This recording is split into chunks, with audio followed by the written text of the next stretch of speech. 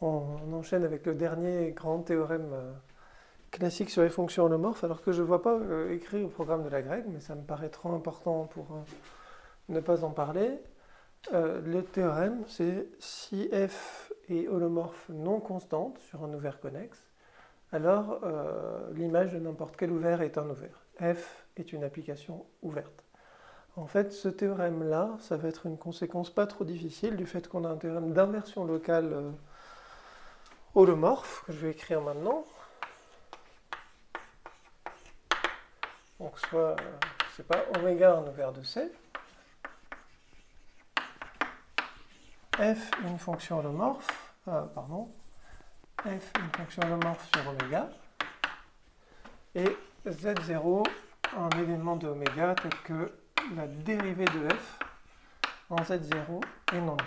Alors si on repense à l'inversion locale, ce que ça donne, c'est si j'ai une fonction C1, mais ici j'ai des fonctions holomorphes, elles sont C infinies.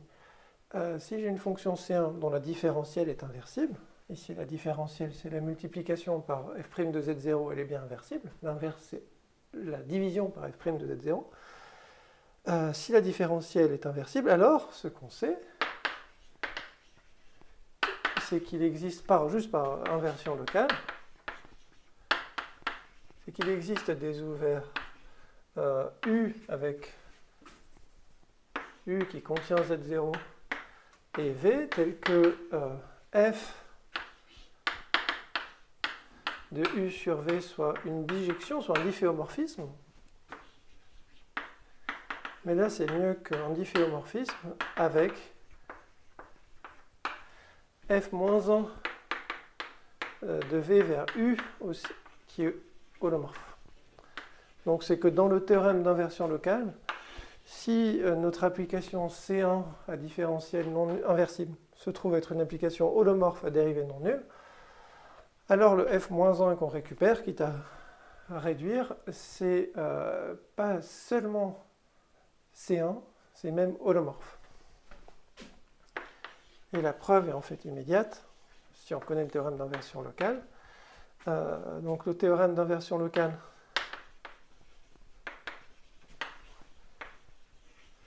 nous donne U, V et le fait que F-1 est C1. Même c'est infini, hein, puisque c'est l'inverse d'une fonction C infinie. Et d'autre part, la différentielle de F-1 en un point Y, c'est la différentielle de F au point F-1 de Y, le tout moins 1. Et ça, c'est une bijection qui est C linéaire. L'inverse de quelque chose, c'est linéaire. L'inverse de la multiplication par un complexe, c'est la multiplication par l'inverse de ce complexe. Donc notre application est différenciable, et au sens, on y pense comme une application d'un ouvert de R2 vers un ouvert de R2. L'application est différenciable, et son inverse se trouve être C linéaire, donc c'est F-1 et holomorphe. Okay, donc le théorème d'inversion locale en version holomorphe, c'est une conséquence immédiate du théorème d'inversion locale classique, et du fait que l'inverse d'une bijection C linéaire, c'est encore C linéaire. Okay. Ça va nous servir pour montrer que les applications holomorphes non constantes sont ouvertes, si on suppose le domaine de définition connexe pour éviter un cas trivial où c'est constant sur une composante connexe et pas ailleurs. Ici, c'est évidemment ce que j'ai... bon, tant pis. Une remarque, j'ai effacé un truc que j'aurais sans doute pas dû, mais c'est qu'on déduit immédiatement de ça que l'application Z donne Zm de C vers C est une application ouverte. Pourquoi? Je vais faire la preuve. Donc avant de montrer que toutes les applications holomorphes sont ouvertes, on commence par le faire pour les polynômes. Alors la preuve, déjà, on prend U un ouvert qui ne contient pas 0. Mais alors, on applique le théorème d'inversion locale que je viens de donner.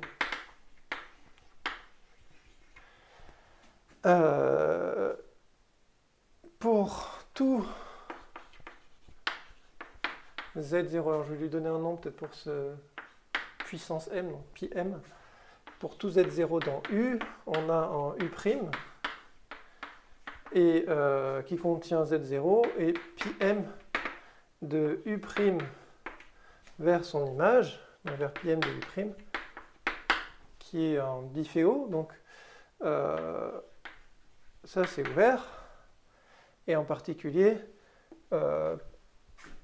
l'image, donc Z0 puissance m, pi m de Z0, il est contenu dans pi m de U', qui est en ouvert. Ça c'est ce que me dit l'inversion locale, hein, l'image du petit ouvert est encore en ouvert, et qui est contenu dans pi m de U. Autrement dit, pour n'importe quel point dans l'image, je vais trouver un ouvert qui était entièrement contenu dans l'image de mon ouvert U. Donc l'image d'un ouvert qui ne contient pas 0 est encore un ouvert. L'hypothèse de mon théorème d'inversion locale, alors évidemment ici, on rend compte, il faut quand même supposer que ma puissance n'est pas une application constante, les applications constantes ne sont pas ouvertes. Maintenant, il me reste à traiter le cas d'un ouvert qui contient 0. Donc tout ce qui me reste à montrer, c'est que si j'ai un voisinage de 0, c'est envoyé par pi m sur un voisinage de 0. Pour un voisinage de n'importe quel point, ça suit de ce que je viens de faire. Donc il me reste juste à regarder ce que pi m fait à un voisinage de 0. Un voisinage de 0, ça contient un disque de centre 0 et de rayon R. Et ça, les puissances des complexes de modules plus petits que R, strictement, c'est les complexes de modules 0 plus petits que R à la puissance n. Donc, pour n'importe quel point Z, l'image d'un ouvert contenant Z, un voisinage de Z, je devrais dire, et par l'application puissance m est encore un voisinage de Z. Pourquoi? Si Z n'est pas 0, je prends un voisinage qui ne contient pas 0, toute son image est ouverte et ça contient l'image de Z. Si Z c'est 0, il y a un voisinage qui est un disque, et l'image de ce disque c'est encore un disque. Donc l'application puissance m est une application ouverte. Est-ce que je veux dire quelque chose de plus? Je ne sais même pas où en sont mes notes. Ok.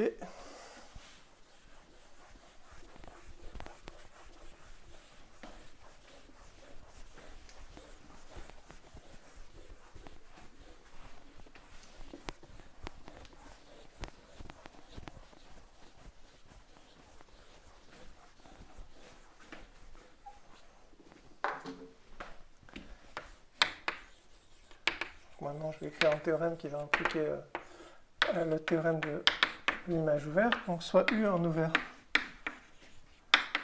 connexe, f une fonction holomorphe sur U que je suppose non constante. Alors, je vais énoncer quelque chose de plus fort. Pour tout Z0 dans U, il existe une fonction phi holomorphe. Alors, est-ce que je veux dire qu'elle est holomorphe sur U? En fait, ce qui compte, c'est une fonction holomorphe sur un voisinage. Bon. Alors, il existe, donc il faut autant l'écrire comme ça. Il existe un U' qui contient Z0, qui est contenu dans U, et phi de U' dans C, holomorphe, dont la dérivée ne s'annule pas en Z0, est telle que pour tout Z dans U', on est f de Z égale f de Z0 plus phi de Z, le tout à la puissance m. J'ai pas dit qu'il était m, donc et m supérieur ou égal à 1. Qu'est-ce que ça implique, ça? Je vais l'écrire tout de suite, de toute façon je vais être obligé de... En particulier, f est une application ouverte. L'image par f d'un ouvert est un ouvert. Alors ça, je vais expliquer pourquoi. Pour l'instant, j'admets que ce résultat est vrai, je vais le démontrer après. Pourquoi est-ce que f est une application ouverte? Ça veut dire que l'image d'un voisinage d'un point donné, d'un point, est encore un voisinage de ce point. Donc je prends un z0, et je vais montrer que l'image d'un voisinage de z0 contient l'image de z0 dans son intérieur. Quitte à restreindre, je me place sur ce u', et donc f est de cette forme-là. Ce qu'on voit du coup comme application, c'est à une translation près phi de z puissance m, qui est une composée de la puissance m, dont j'ai dit que c'était une application ouverte, et de phi, mais phi, le fait que la dérivée soit non nulle en z0, ça me dit que sur un petit voisinage de z0, en fait j'aurais pu même, pour simplifier la vie ici, je peux écrire phi prime différent de 0 sur u, peut-être. Alors ça ne va pas nous aider beaucoup plus, puisque de toute façon l'application est holomorphe, donc elle est continue, mais autant écrire comme ça. Ça me dit que par le théorème d'inversion locale, phi prime réalise un difféomorphisme d'un petit ouvert qui contient z0 vers un ouvert. En particulier, pi m rond phi, c'est une composition de deux applications ouvertes au voisinage de z0. Et du coup, une composition de deux applications ouvertes, c'est encore une application ouverte. Ce que je viens de dire, c'est que pour tout z0, je peux trouver un petit voisinage de z0 sur lequel f s'écrit comme la composition d'une puissance m et d'une application ouverte. Ça, c'est vrai pour tout voisinage, donc pour tout point z0, pardon. Donc je viens de montrer que pour tout z0 et pour tout voisinage de z0, l'image de ce voisinage est encore un voisinage de l'image de z0, ce qui revient à dire que f est une application ouverte. Ok. Donc ça, je vais effacer le en particulier. Et on va commencer la preuve de ce fait-là. Est-ce que je voulais dire quelque chose de plus? Je ne crois pas. Donc quitte à réduire, donc c'est là qu'on prend notre u', on se ramène à... Donc quitte à réduire notre domaine, c'est là qu'on passe à u', donc à travailler sur u' qui est convexe. Ça va me servir à trouver des primitifs pour les fonctions holomorphes.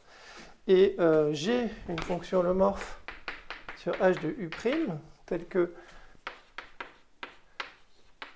g ne s'annule pas sur u', et f de z s'écrive comme f de z0 plus z moins z0 puissance m g de z. Alors ça, on l'avait fait dans la vidéo d'avant. Pourquoi c'est possible? Je le refais à l'oral. F de z, c'est quitte à restreindre sur une petite boule u', vous pouvez penser que c'est un petit disque centré en z0. Quitte à me restreindre à ce petit disque, f s'écrit comme somme d'une série entière. On avait pris... il y a forcément un des coefficients de cette série entière qui est non nul, parce que sinon f serait constante. Je suis sur un ouvert connexe, donc si f est nul sur un petit ouvert, l'ensemble des zéros a un point d'accumulation, donc f est nul partout. Du coup, on avait mis en facteur le premier, on avait trouvé le premier coefficient non nul, on avait mis en facteur z moins z0 puissance m, et on était très content. Maintenant, ce qu'on voudrait, c'est pouvoir faire rentrer ça là-dedans. Donc ce qu'il nous faut, c'est finalement une racine m pour g. On va arriver à trouver une racine m pour g. Et ça, comment est-ce qu'on fait en général? C'est quoi la formule pour un réel pour x puissance 1 sur m? C'est exponentielle de 1 sur m log de x. Donc on a besoin d'un log. Je ferai tout à la fin une vidéo sur les branches de logarithme. Mais pour l'instant, on a besoin d'un log pour g. C'est quoi un log pour g? C'est une primitive de g' sur g. Donc G' sur G est holomorphe sur U', parce que G ne s'annule pas. Et d'autre part, comme je suis sur un convexe, une fonction holomorphe admet une primitive holomorphe par le théorème de Morera. Alors par le théorème de Cauchy-Goursat et le théorème de Morera, ça dépend toujours dans quel ordre on les prend, mais je sais que les intégrales sur les chemins fermés valent 0, ça c'est Cauchy-Goursat, et Morera me donne donc une primitive holomorphe. Donc on a H tel que H' égale G' sur G. Et maintenant, si je regarde G fois exponentielle de moins H, ça c'est une constante. Donc je rappelle comment on fait pour montrer qu'une primitive de G' sur G, c'est moralement quelque chose tel que exponentielle H égale G. Ben, si je dérive G fois exponentielle de moins H, ben, j'obtiens exactement... alors je vais peut-être écrire ici, je suis obligé. Faire les détails quand même en les écrivant.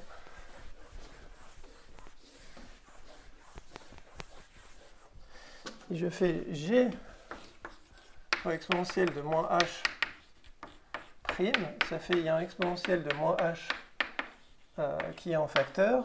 Un coup, je dérive G. Et l'autre coup, ben, ça fait G' moins GH. Et G' moins GH', pardon. Quand je dérive exponentielle de moins H, j'ai moins H' exponentielle de moins H. Et j'ai exactement GH' égale G'. Donc ça fait 0. Ok, donc G fois exponentielle de moins H est constante, et est aussi non nulle puisque G ne s'annule pas. Donc quitte à changer H par une constante, on trouve donc H. D'accord, cette constante, elle est non nulle puisque G ne s'annule pas, une exponentielle, ça ne s'annule pas. Si je multiplie cette constante, ça revient à ajouter quelque chose dans H. Et du coup, on trouve H tel que G est égal à exponentielle de H. Ce que j'avais trouvé, c'était K fois exponentielle de H. Maintenant qu'à faire, je peux aussi bien prendre K égale 1 en choisissant bien la constante d'intégration. Et maintenant, c'est très facile de trouver une racine m-ième de G. Bon. Alors j'ai dit depuis le début que j'utilise les propriétés de l'exponentielle un peu sans vergogne. G, c'est exponentielle de H sur M, le tout à la puissance M. Donc, on peut poser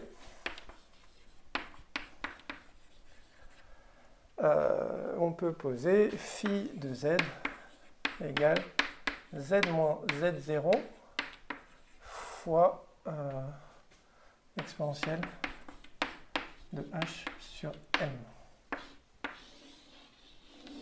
Phi de Z à la puissance M, ça fait Z moins Z0 puissance M, exponentielle H, c'est-à-dire Z moins Z0 puissance M fois G.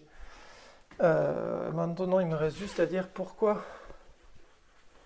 phi prime de Z0 est non nul, mais c'est écrit sur la formule.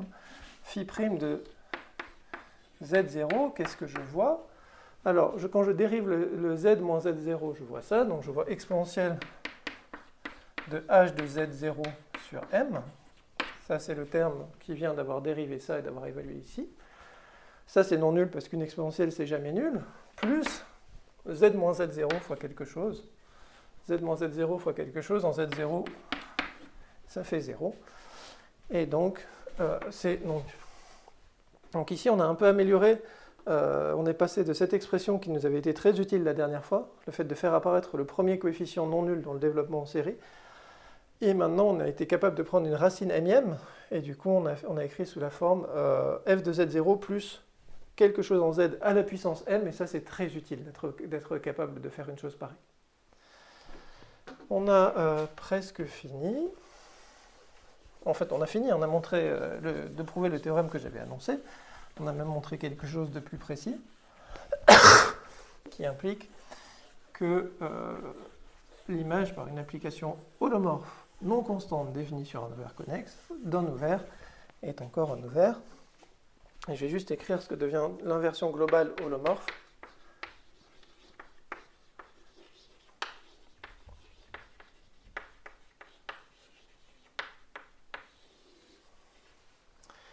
Sous quelle forme je vais écrire? Donc soit U un ouvert de C, f une fonction holomorphe sur U, telle que, juste on va supposer que f est injective sur U.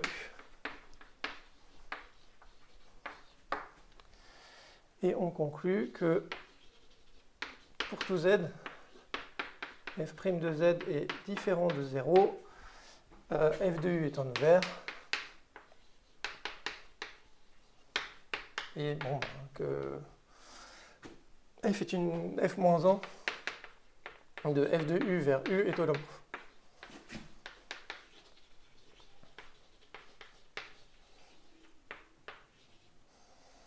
Ok.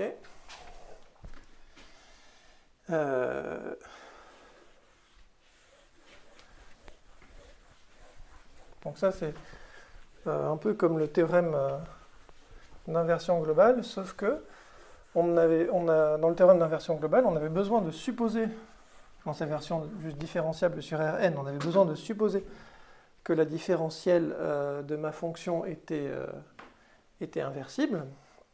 Ici, j'en ai pas eu besoin. Et un truc qui est intéressant, c'est qu'un contre-exemple sur R, c'est la fonction par exemple x donne x cube.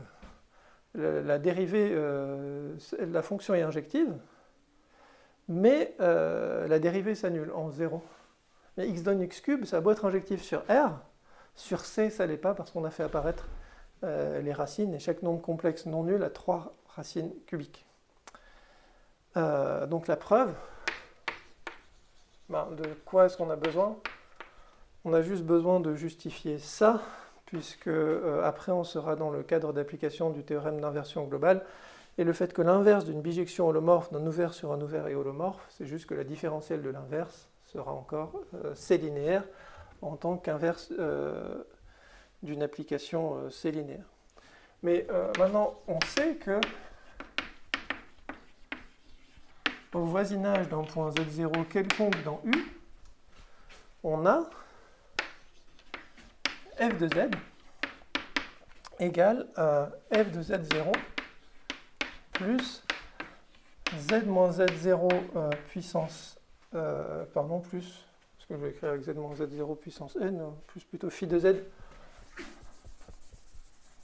plus phi de z à la puissance n, avec phi' de z0 qui est non nul. Ça, c'était ce qu'on avait utilisé, et bon, je l'avais appelé m. Donc on a un certain m supérieur ou égal à 1. Mais le fait que f soit injective, donc ça c'est vrai sur un petit u'. Le fait que f soit injective, l'application puissance m sur un petit disque centré en 0, bien sûr ici phi de z0 vaut 0. Je ne l'ai pas écrit tout à l'heure, mais quand je regarde dans z0, ça doit valoir 0. Le fait que f soit injective, c'est possible seulement si m égale 1. Parce que sinon, j'ai une puissance m, et ça, c'est pas injective, même sur un petit voisinage de z0, ce qui tue l'injectivité de f. Et du coup, on obtient que f de z s'écrit f de z0 plus phi de z avec phi' de z0 différent de 0. Mais c'est qui maintenant phi' de z0? C'est exactement f' de z0. Il n'y a plus de puissance m pour la composition. f' de z, c'est juste phi'. F' en z0, c'est juste phi' de z0. Donc mon application est telle que est injective, ça c'était dans les hypothèses. Mais en plus, maintenant, on sait que la différentielle est inversible en tout point. Par inversion globale, l'inverse est un difféomorphisme défini sur toute l'image, f de u, ou par... c'est la même preuve que déduire l'inversion globale de l'inversion locale. On peut faire directement sans invoquer le théorème d'inversion globale différentielle, mais en impliquant le théorème d'inversion locale holomorphe. Donc exactement de la même façon, une fois qu'on sait que f est inversible, que f' est non nul, que la différentielle de f est inversible, on conclut que l'inverse est une fonction holomorphe. Et ça, en fait, c'est utile, ce théorème d'inversion globale en version holomorphe. Honnêtement, encore une fois, on est en train de creuser des petits coins du programme de Lagrange qui sont un petit peu plus sophistiqués que ce qui apparaît d'habitude aux écrits. C'est intéressant d'essayer de comprendre ça. Je doute que la troisième question de la première partie d'un sujet grec puisse s'attendre à ce que vous utilisiez le théorème d'inversion globale holomorphe sans avertissement, mais ça pourra intervenir plus tard dans le sujet d'écrit. Le point clé, finalement, ça a été de dire si j'ai une fonction holomorphe, je peux écrire ma fonction sous la forme, au voisinage d'un point, elle s'écrit sous la forme f de z plus phi de z à une certaine puissance m, où phi de z0 vaut 0 et phi' de z0 est non nul. Donc ça décrit très bien finalement ce que fait ma fonction holomorphe au voisinage d'un point. C'est un difféomorphisme qui est très proche de sa dérivée qui est une similitude, donc finalement ça tourne un disque et ça le dilate à la puissance m. Et ça, la puissance m, du coup, ça correspond au nombre de fois où ma fonction prend la même valeur, et en particulier si elle est injective, m égale 1, et on tombe dans le cadre du théorème d'inversion locale globale holomorphe. Ok, le programme maintenant, ça va être de discuter de la notion de fonction méromorphe, voir ce que sont les singularités des fonctions holomorphes, puis on verra l'existence d'un développement en série de Laurent, on en rappellera ce que c'est, on écrira le développement en série de Laurent. On fera la preuve du théorème des résidus, on essaiera peut-être de calculer une intégrale avec le théorème des résidus, et enfin je discuterai la notion de logarithme complexe. Ici on a vu quelque chose de très lié, finalement la preuve de ce théorème, c'est là où il s'est vraiment passé quelque chose de nouveau par rapport à ce qu'on avait fait avant, c'était dans le fait d'arriver à trouver une racine m-ième. Arriver à trouver une racine m-ième, c'était le fait que j'avais trouvé un logarithme. Un logarithme de ma fonction g, c'était une fonction h, telle que exponentielle de h égale g. Et trouver un logarithme, c'était arriver à intégrer g' sur g.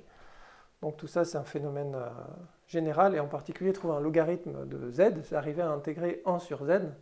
Et on verra que ça, c'est possible sur des ouverts, par exemple, convexes, qui ne contiennent pas 0, exactement de la même façon qu'on a fait ça ici.